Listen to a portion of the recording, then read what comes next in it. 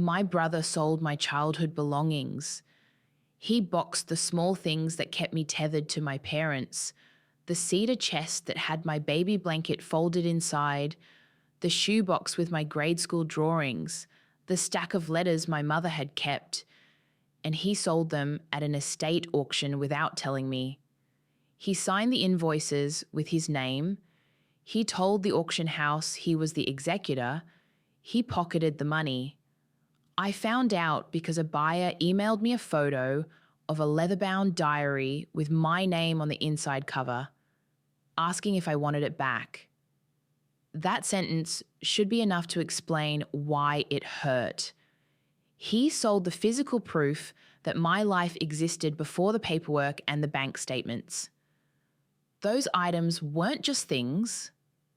They were the few private places where my parents' handwriting survived, where I could touch a Saturday afternoon or a smell. I knew then, in a way that felt like the floor going out from under me, that he had decided what my past was worth and that he had been willing to turn it into cash. We grew up with land, a small house on the edge of town, and the argument over that property began long before the auction. My brother Michael is 3 years older than I am. He learned to manage money early, not by luck, but because he wanted to feel safe. He left for trade school at 18, came back with practical skills, and began to speak like someone who measured risk and reward. I stayed in town, at least for a while. After our parents died within 10 months of each other, Michael moved into the house to keep things in order. He told me he would handle the estate until things were settled. I believed him because there was nothing else. I had a job that barely covered rent in the city, and I was living off what I could before I got back on my feet. He had power over access. He had box keys and the house keys and the passwords to online accounts that used our mother's maiden name. He told me over and over that he needed time to liquidate the house so he could pay for funeral expenses and outstanding medical bills. He said it would be done legally, that everything would be accounted for. He told neighbours he was taking responsibility and that it was the right thing to do. He told me I could take what I needed. I took him at his word. That is the setup.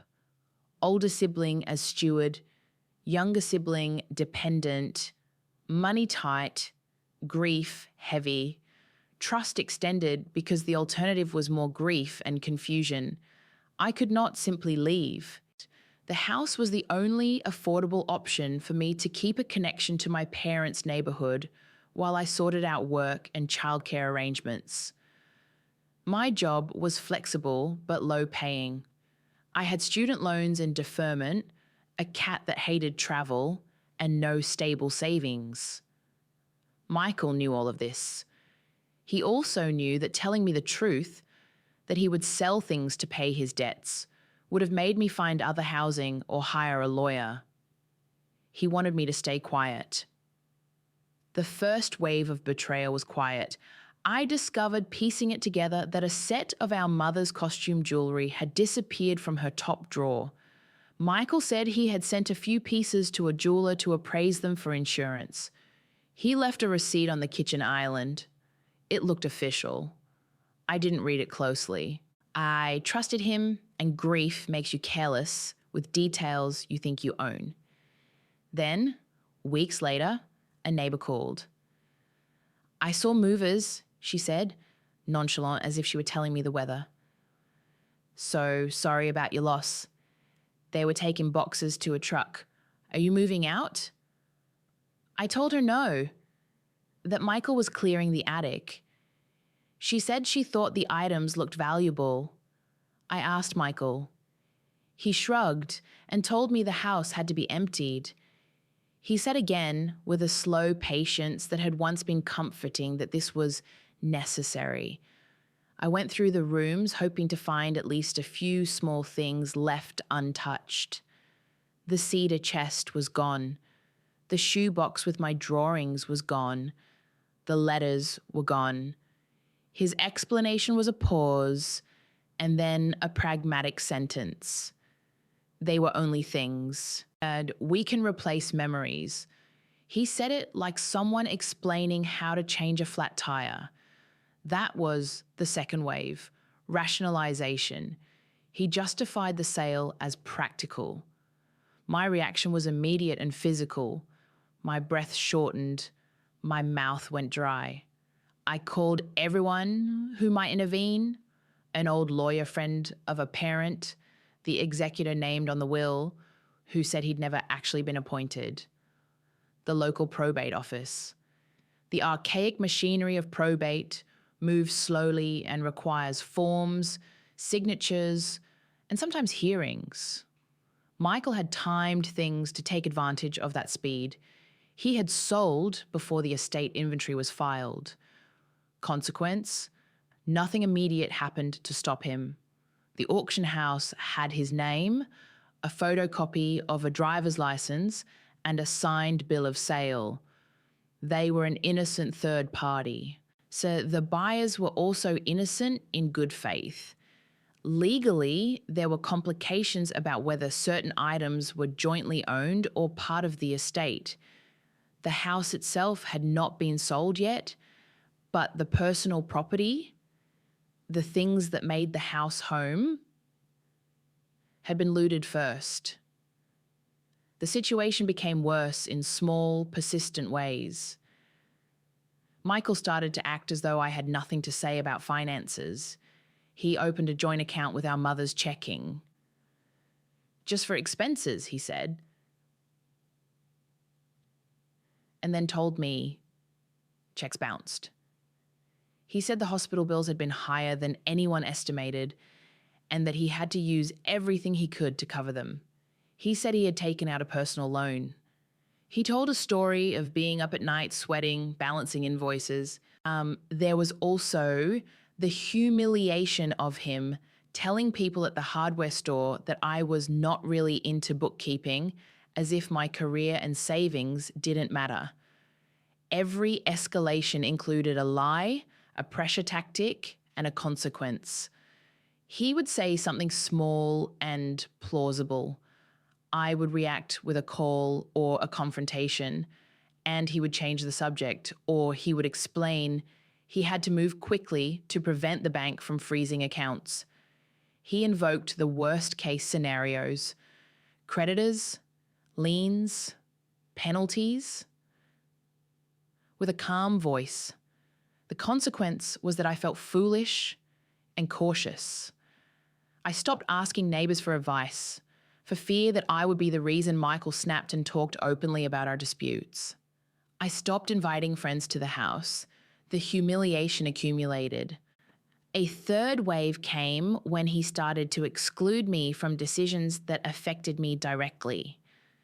He told the lawn service to keep doing weekly mowing and gave them a different set of instructions that included no visitors.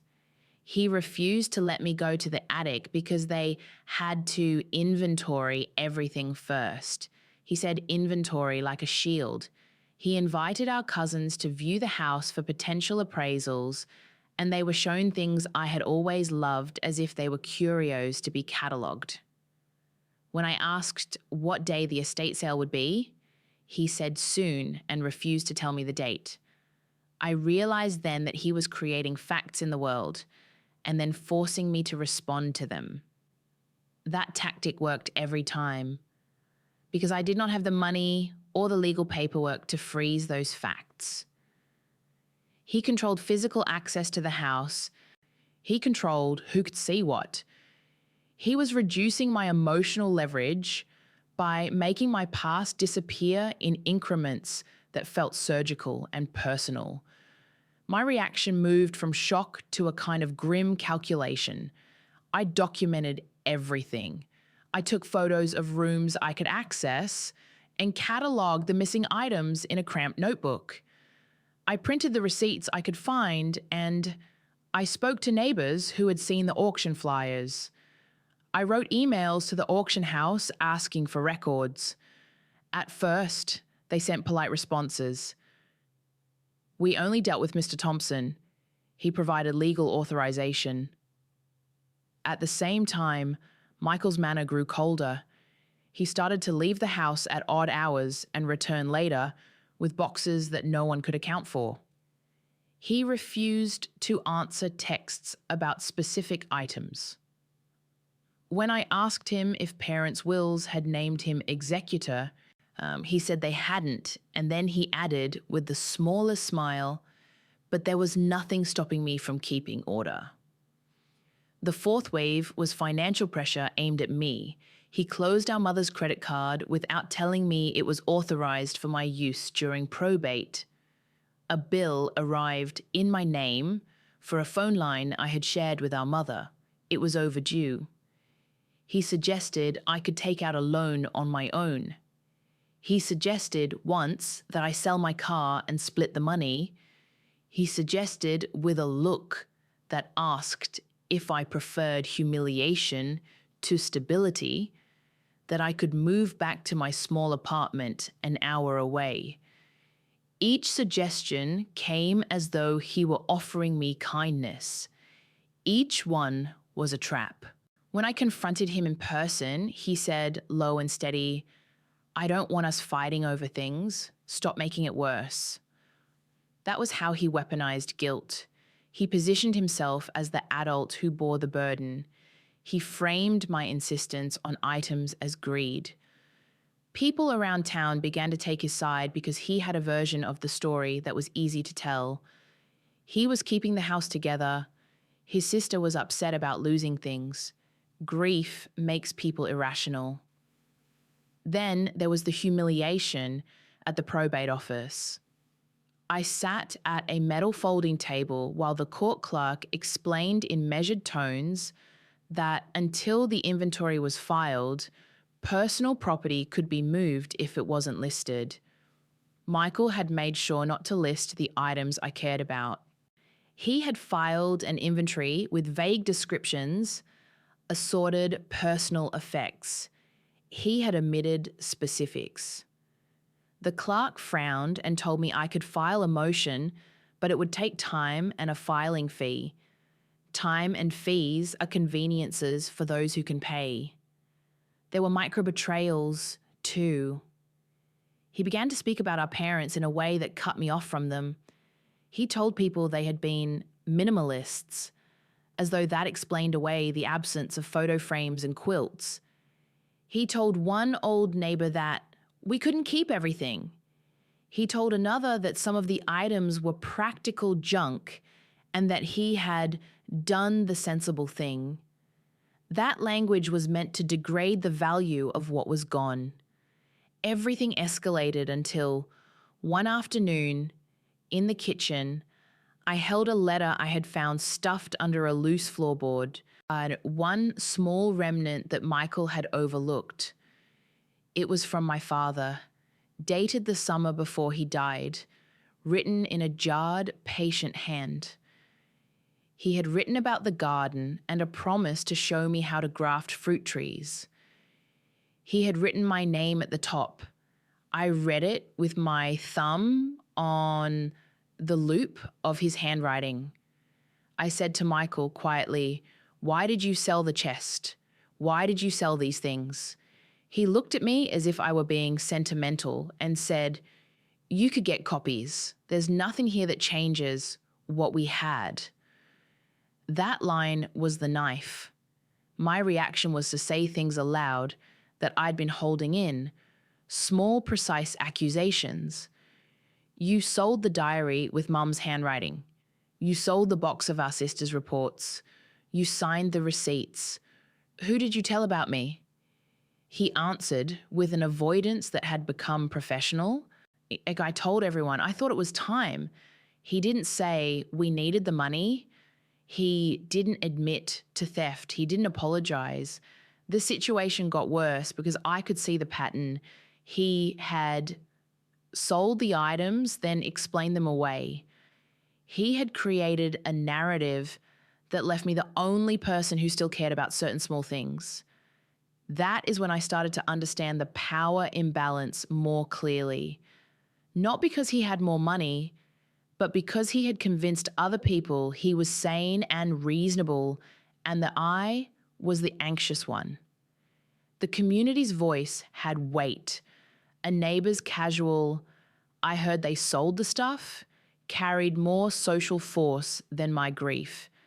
Then the low point. It arrived as a single event that made everything feel both unbearable and inevitable. I had a folder, a cheap manila thing, where I kept every scrap of correspondence about the house and the estate. I woke one morning to find it missing. At first, I thought I had misplaced it. Then I realized that I hadn't moved it. The folder contained a list I'd made of the letters in the cedar chest, a photocopy of a receipt with my name on it, and an email printout from a collector who had contacted me offering to return an item if I paid a processing fee. The folder felt like the last legal artifact of my ownership. When I asked Michael about it, he raised an eyebrow. "You had that? I thought you said you didn't want to relive everything," he said. He had an expression of fatigue. I felt my voice. Thin. It was almost comical how small the thing was, a folder. But the consequence was immediate. Without the photocopies I had, my case for those missing items would be weaker. Without a record, the listing of the items would be assorted personal effects again, thin and deliberately vague. That was the low point. I had lost leverage. I felt trapped and abandoned. I had friends who called, but they could not step into the house for me, and they could not make Michael hand things back. I had a lawyer who said a letter from him might get results, but that a lawsuit would be expensive. I slept on the couch for a month because my cat refused to stay in a tiny carrier and my ex had declined to let me stay longer. I will not pretend there wasn't a breakdown. There was a night when I sat on the bare floor of the empty living room, the echo of my parents' radio station in my memory, and thought of all the small things that had already been sold, a chipped teacup my mother used for aspirin, a child's alphabet block carved with my name. They are not valuable to anyone but me. I cried until my throat hurt, not because the objects had monetary value, but because they represented the life that had been mine. The turning point was not an angry confrontation. It arrived as a document. I was walking across the yard on a blunt, cold morning when I found a sheet of paper tucked into the mailbox flap. It had been blown there, stuck against the metal. It was a copy of an email thread between Michael and the auctioneer, and it included a line that would not have been there if he had been careful. "Please list any items belonging to the living sibling as excluded. She will not be involved in the sale." The email had an attached PDF with a stamped time and an IP address. The email chain contained the auction house's agreement to proceed, and in a forwarded message, Michael had typed, unaware that he was being precise, "I will handle our sister. She cannot be involved in money matters." Finding that email was like finding a key. My reaction was immediate and practical. I photographed the document with my phone. I made 2 photocopies at the library and left one with a neighbor for safekeeping. I printed the email and I went to the probate office with it clutched in my hand. I filed an emergency motion. The clerk, who had seemed resigned and bureaucratic the week before, looked at the email and then at me. "This is something," she said, and the words had a different tone. They were not promises, but they were useful. That document did several things. First, it proved that Michael had acted with explicit intent to exclude me. Intent matters in law. Second, it showed a pattern of him coordinating with third parties to remove property that could be considered jointly owned. Third, the attached IP address linked to an email account Michael used that was registered with his personal details. In short, it created a trail. Michael's mistake was arrogance and carelessness. He had assumed that I could not follow the breadcrumbs. He had assumed worry would tilt me into inaction. He had not considered that grief can sharpen focus and that finding a single misstep is often enough to begin pulling at a seam. From there, things changed incrementally but decisively. The probate judge issued a temporary order to freeze the disposition of remaining personal property while an inventory was completed. That did not give me back what was gone, but it stopped more losses. The auction house, when faced with a court order, produced their records, which, in turn, produced buyer information for the items sold that day. The buyers were a mix. One woman had been clearing an attic, a collector had bids catalogued under a username, a museum had bought a small silver spoon. I contacted each buyer through the auction house's intermediary and told them the situation. Some returned items voluntarily, and others were willing to offer to sell them back at their purchase price. A few refused, citing purchase finality. I hired a lawyer on a contingency basis, someone who specialized in probate irregularities. He explained in clear sentences what could happen: restitution, partial recovery, or the difficult and expensive path of litigating for damages. Most importantly, he said that the document I had found was the thread that could unravel others. We subpoenaed auction records, bank deposits, and the paperwork Michael had signed. We also filed a criminal complaint for theft by conversion in the county because the defendant had knowingly sold another person's property. Michael's reaction when he realized the legal pressure came not as a storm, but as a slow erosion. He stopped answering calls. He began to clean out his phone, deleting messages, changing passwords.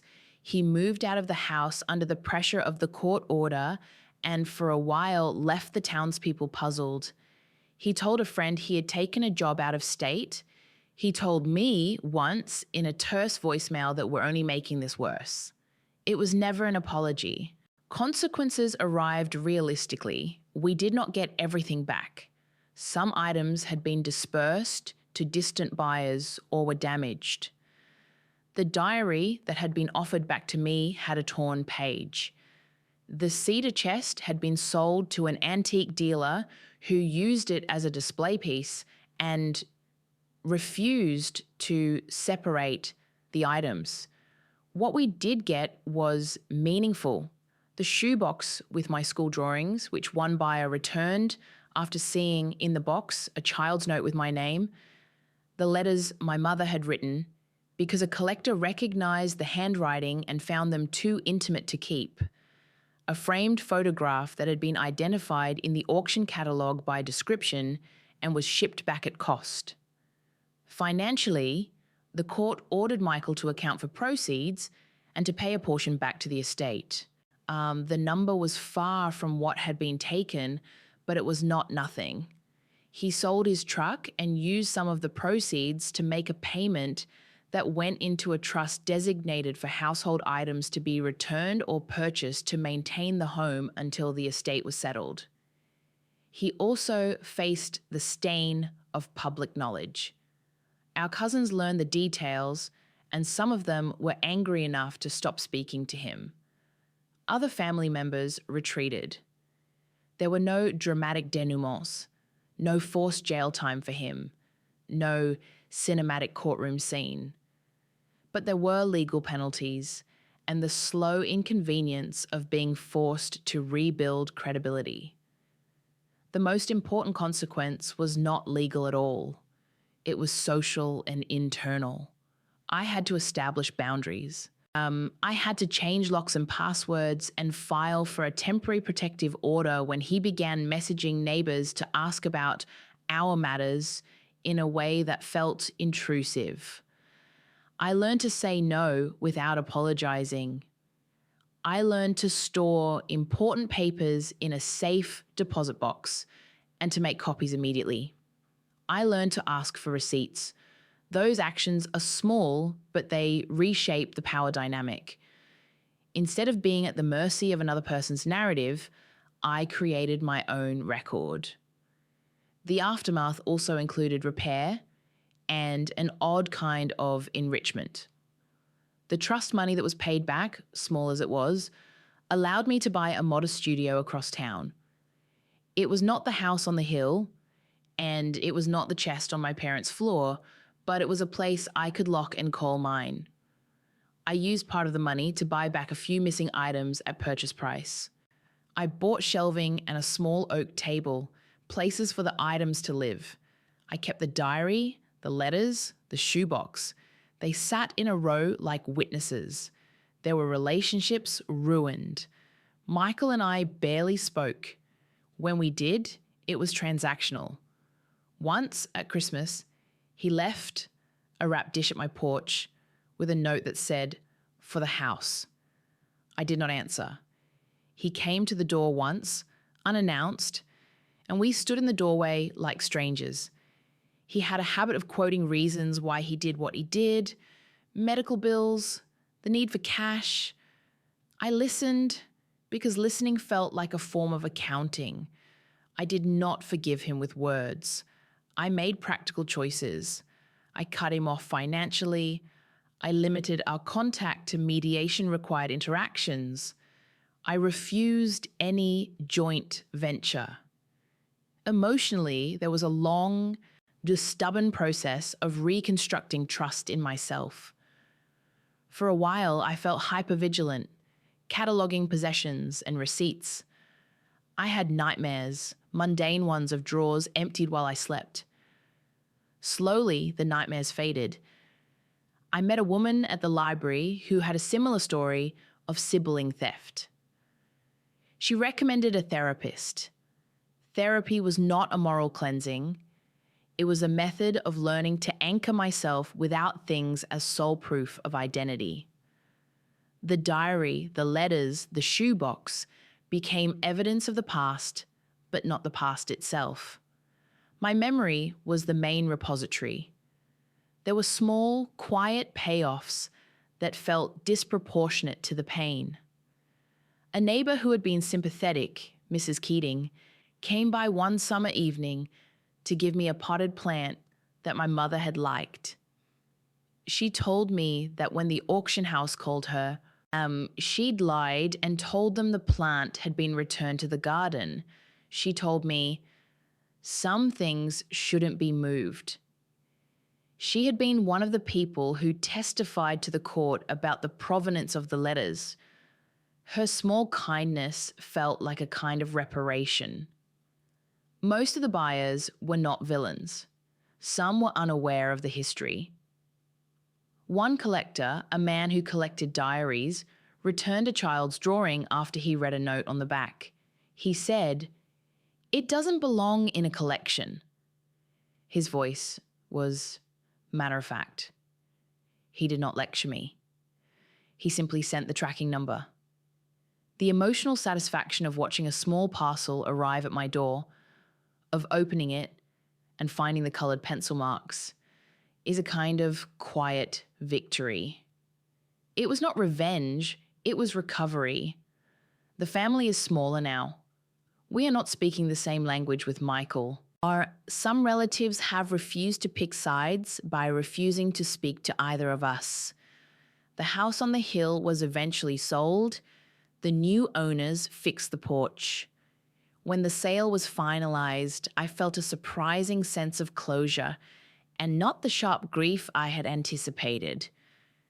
That closure arrived because I no longer defined my family solely by a building and its objects. It arrived because I had proven to myself that I could take small, Practical steps to recover what mattered. There were practical consequences too. The probate court required an accounting of all sales and payments that had been made. Michael's partial restitution paid off some creditors. I paid off small debts that had accumulated. I found a job that was steadier and earned a little more. The money was never a windfall. It was, however, enough to change the terms of my life so that I did not have to be at his mercy. The ending is quiet and grounded. I keep a single shelf in my apartment for recovered items. The diary sits beside a small stack of letters tied with twine. The shoebox is open on the floor under the bed, drawings smelling faintly of old paper. I do not photograph them to prove anything. I do not reread the letters often. When I do, I read positions the way one reads maps. They tell you where you have been, but not where you must go. My life now includes a sense of agency that was missing when I believed someone else had the sole authority to decide what was mine. There is no tidy reconciliation with Michael. There is no cinematic courtroom wrenching money back with a gavel. The world is messy and legal remedies are only one part of it. What matters is that I stopped waiting for other people to decide what my past was worth and started to make moves to protect it. I am careful with copies, thorough with records, cautious but not paranoid. I have learned the difference between sentiment and security and how to hold both at once. If anything matters at the end of this story, it is this. I did not set out to be vengeful. I set out to be practical. That practicality is what got me back a few things and the ability to sleep at night. I am not wholly healed. Grief lodges itself like a pebble in a shoe, and sometimes it is uncomfortable. But the pebble does not stop me from walking. If this felt familiar, or if you've been through something like it, please leave a like. If you want to hear more stories, honest ones with the messy parts included, please subscribe. And if you have a moment, tell me in the comments, what would you have done if you found an email like the one I found?